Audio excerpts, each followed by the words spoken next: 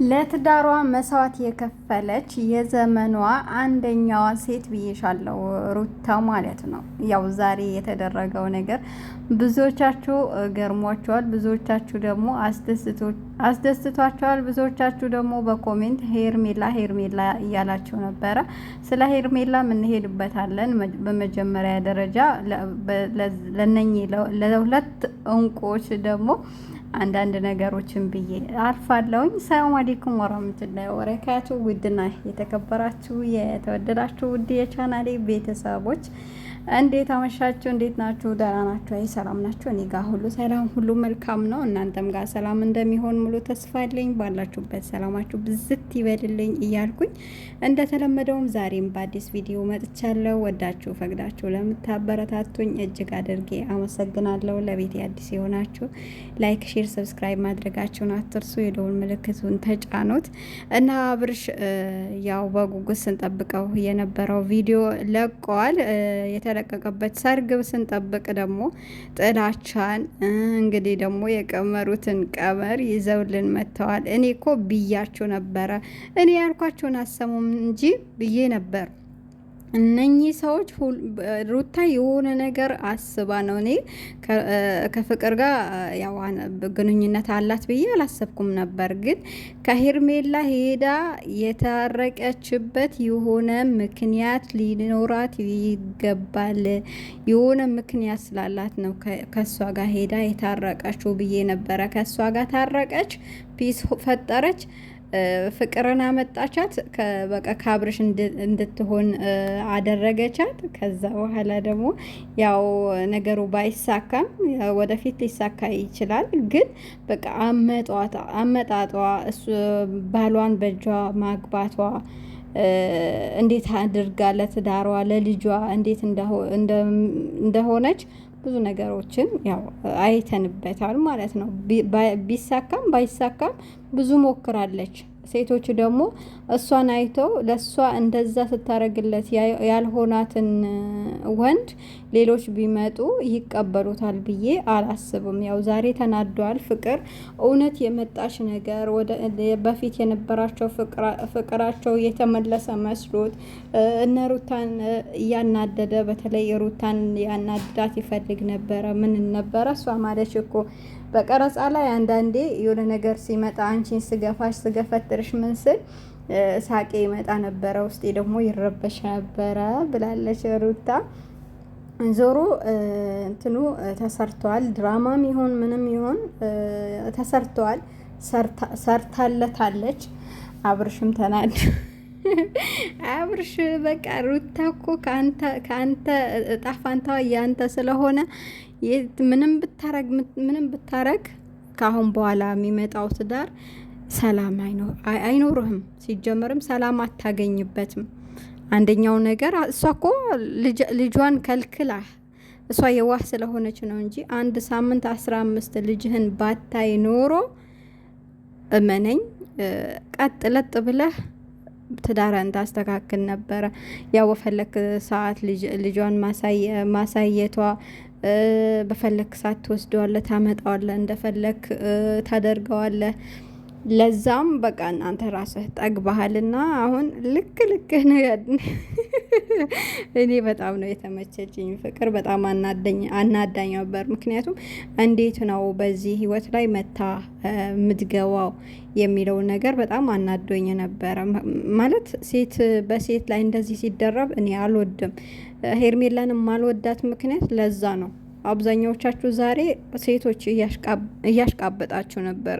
ሄርሜላዬ ከኔ ህይወት ውጪ፣ ከዚህ ህይወት ውጪ፣ እንደዚህ በይ ምናምን ብላችሁ አሳዘነችኝ ምናምን እያላችሁ እያለቃቀሳችሁ ነበር።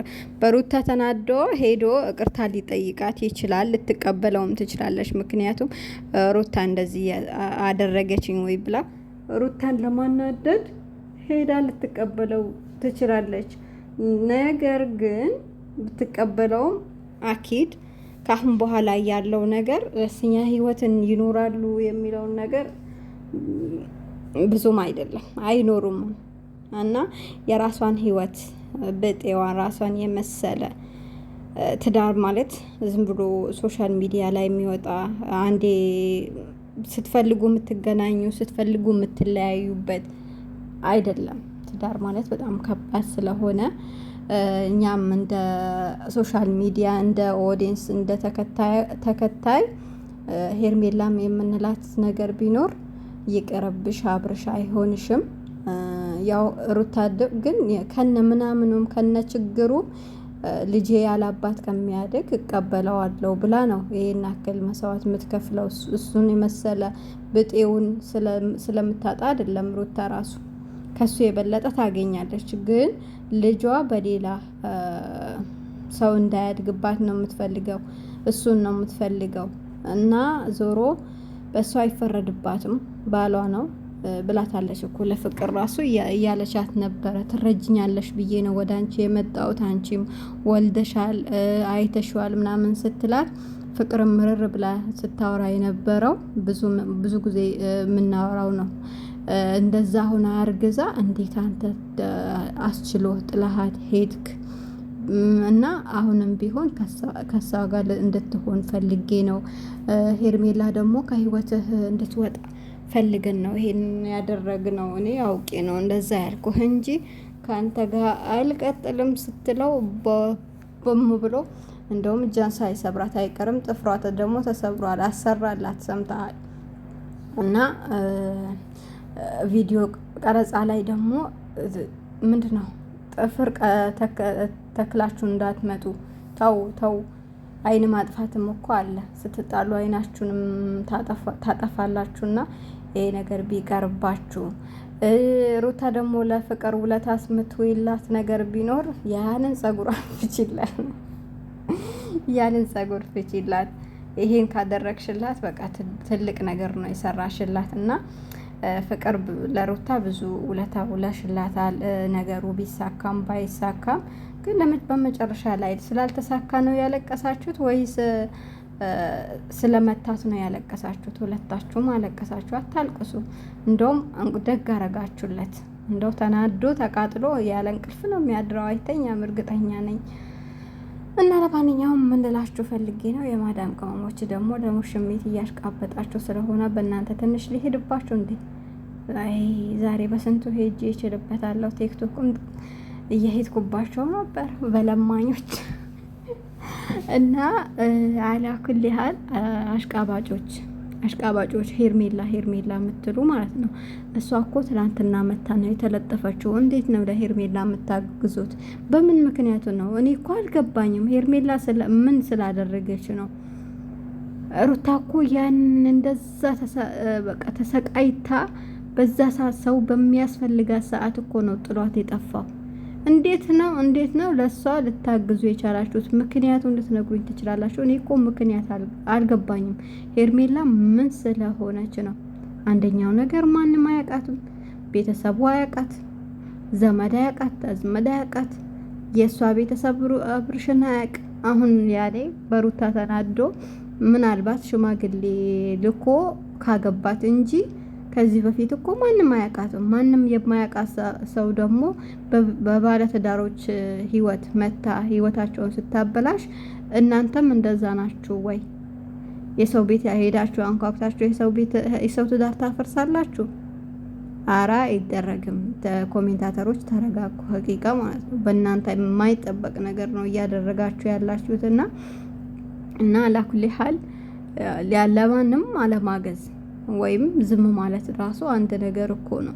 ግን ለማይሆን ሰው ስታግዙ ደግሞ በጣም ይደብራል፣ ያስጠላልና የማዳም ቅመሞች በተለይ እናንተ የምትወዱት ባላችሁ ቢወሰድባችሁ አብዛኛው ጊዜ ያው አረብ ሀገር ያላችሁ እያለቃቀሳችሁ ነው። ቀማችኝ፣ ወሰደብኝ፣ ምን አለብኝ፣ እንደዛ አደረገብኝ ብለው የማዳም ቅመሞች በርበሬ እንትን እያሉ ነው፣ በባሎቻቸው እየነሰነሱ ነው ተባለ እና ለማንኛው ተረጋጉ። የሰው ነው የተውሶ ታጥቦ ተተክሶ ብለዋል። ዞሮ ያም ሄደ ያም መጣ፣ ምንም አለ ምንም መጨረሻው የሩታ መሆኑ ስለማይቀር አብርሽ እናንተም ደግሞ ተረጋጉ ልላችሁ ነው የምፈልገው። እኔ እኮ ያወራኋት አንድ ቀልድም ብጨምርበት ምንም ብጨምርበት መጨረሻው ትክክል ይሆናል። ለው ሰማህቱ